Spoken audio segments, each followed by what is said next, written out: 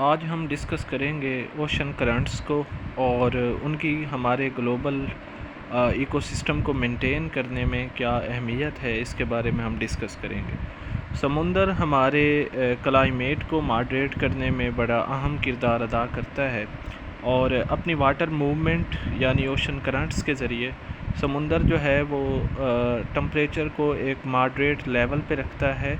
Otherwise हमारे पास equator पे हमें सुपर हाट टम्परेचर देखने को मिलता और पोल्स पे हमारे पास फ्रिजिड या फ्रीजिंग कंडीशन होती, जहाँ पे लाइफ जो है उसको सस्टेन करना काफ़ी डिफ़िकल्ट हो जाता है। इसके अलावा समुंदर जो है वो हमारे पास प्रिसिपिटेशन का मेन सोर्स भी है। तमाम जो रेन है वो स्टार्ट ओशन में ही होती है।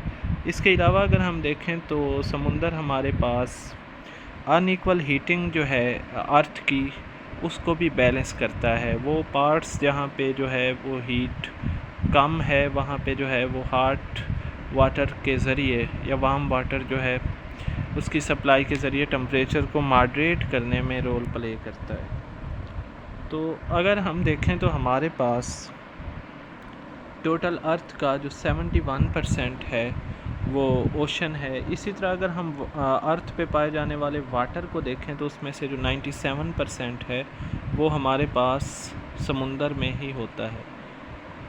तो समुंदर जो है वो हमारे पास बहुत अहम रोल प्ले करता है storage and transfer of heat को स्टोर करने में। सन से जो हीट आ रही है उसे लैंड भी स्टोर करती है, लेकिन उसका मेजर पार्ट जो है वो समुंदर जो है स्टोर कर रहा है, और इस हीट को ट्रांसफ़र करने में भी समुंदर जो है वो बहुत अहम रोल प्ले करता है।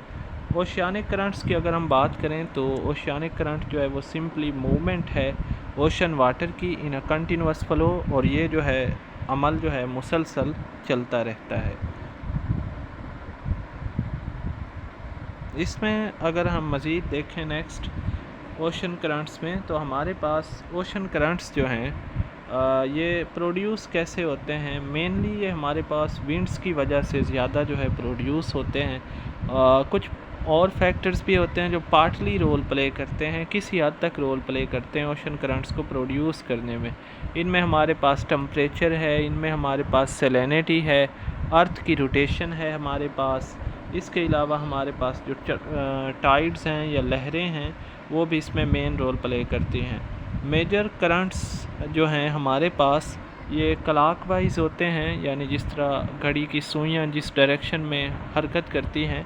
नॉर्दर्न हेमिस्फेयर में अगर हम देखें अर्थ का जो नॉर्दर्न पार्ट है तो उसमें ये क्लॉकवाइज होंगे, और जो अर्थ का सदर्न हेमिस्फेयर है यानी जनूबी हिस्सा, उसमें ये हमारे पास काउंटर क्लॉकवाइज या एंटी क्लॉकवाइज डायरेक्शन के अंदर होते हैं।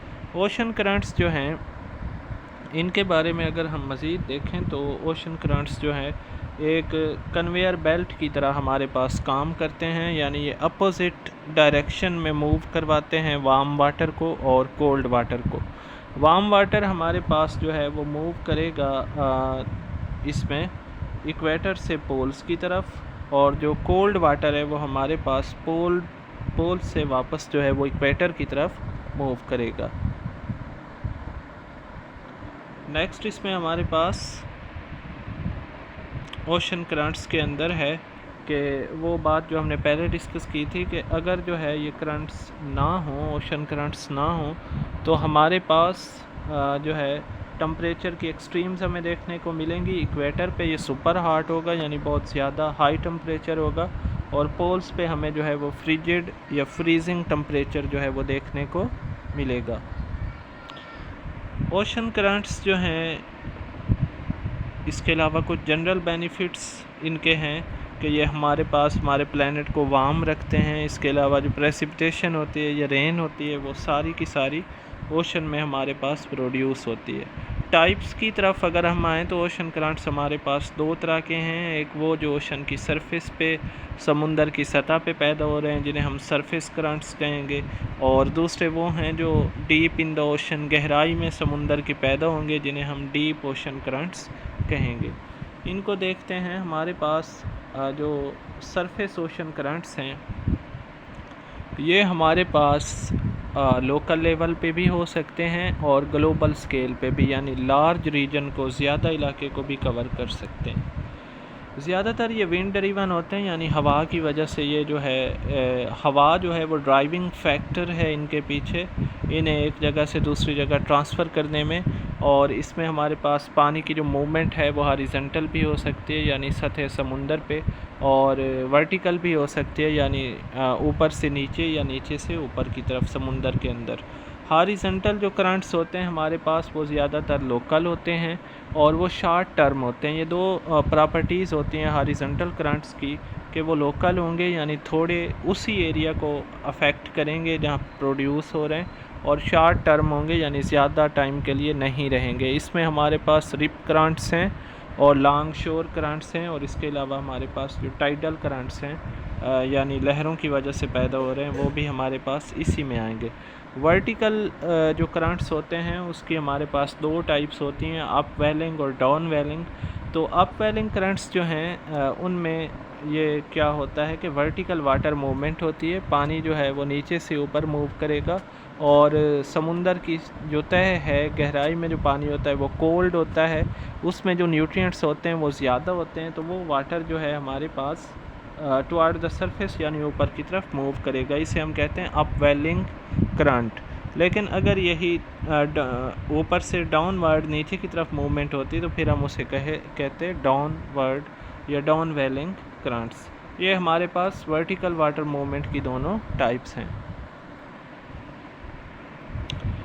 ये इसमें है कि जो है पुशिंग वार्मर वाटर जो है जब डाउनवर्ड आएगा तो उसे हम डाउन वेलिंग करंट कहेंगे।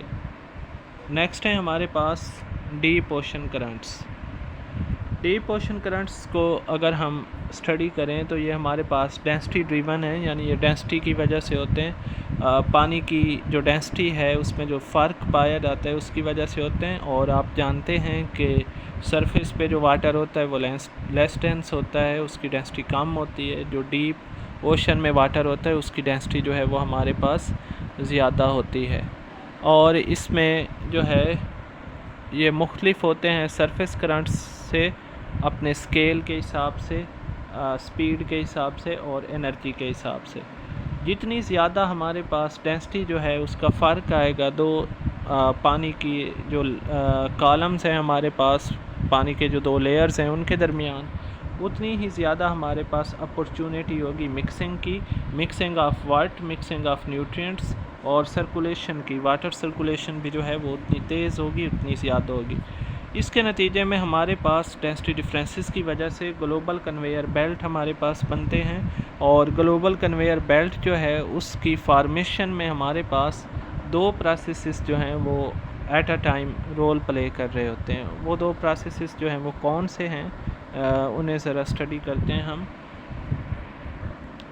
तो इसमें हमारे पास जो वार्म वाटर है और वो सरफेस पे है, वो हमारे पास जो है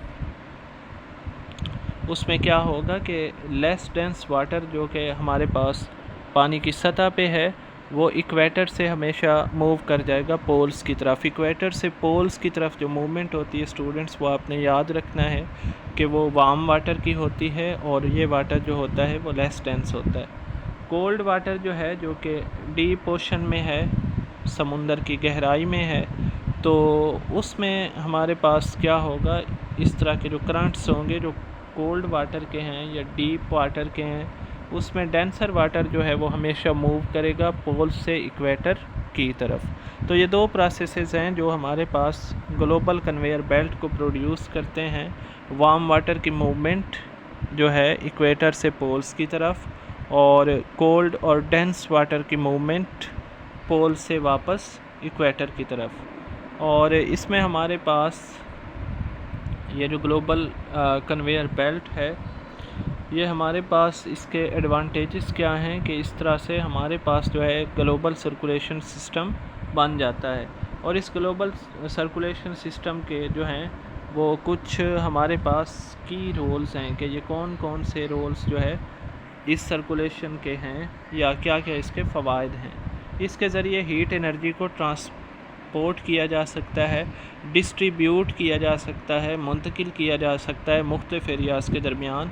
इसके अलावा ये हमारे पास वेदर और क्लाइमेट को रेगुलेट करने में मदद करता है। जैसे हमने देखा कि इक्वेटर पे ये टेम्परेचर को ज़्यादा हाई नहीं होने देता और पोल्स पे ये टेम्परेचर को बहुत ज़्यादा कम नहीं होने देता। इसके अलावा न्यूट्रिएंट्स और गैसेस की जो साइकिलिंग है उसमें भी ये ग्लोबल सर्कुलेशन जो है ये रोल प्ले करता है। नेक्स्ट हमारा जो सेक्शन है उसमें हम ये देखेंगे कि क्लाइमेट चेंज जो है वो इस सारे ग्लोबल सर्कुलेशन ऑफ ओशन को किस तरह से मुतासिर कर रही है। तो क्लाइमेट चेंज जो है उसमें हम देख सकते हैं कि उसमें हाई टेम्परेचर होता है, चाहे वो अर्थ हो वहाँ पे भी ऐसे ही है।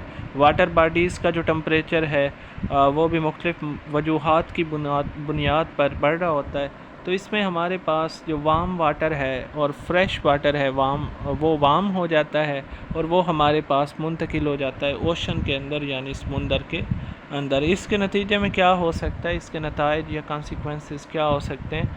हमारे पास जो समुंदर के अंदर आइस बनती है वो नहीं बनेगी, वो ब्लॉक हो जाएगी, उसकी फॉर्मेशन जो है वो स्टॉप हो जाएगी।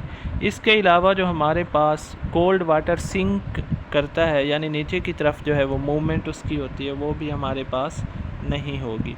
तो ये जो दो इवेंट्स हैं यानी आइस फॉर्मेशन का स्टॉप हो जाना सी के अंदर और डेंस कोल्ड वाटर की सिंकिंग जो है उसका स्टॉप हो जाना, इसके नतीजे में हमारे पास जो है जो ओशन कन्वेयर बेल्ट है जिसका हमने पहले पढ़ा कि ये ग्लोबल सर्कुलेशन के अंदर उसका रोल है, वो या तो स्लो हो जाएगा या वो बिल्कुल जो है हमारे पास स्टॉप हो सकता है, रुक सकता है। और इसकी वजह से आपके पास क्लाइमेटिक चेंजेस आएंगी जिनकी वजह से ख़ास तौर पे यूरोप में जो टेम्परेचर है वो कम हो सकता है, डिक्रीज़ हो सकता है और जो है उसके जो है ड्रास्टिक इफ़ेक्ट्स हो सकते हैं वहाँ की प्लांट लाइफ के लिए। वहाँ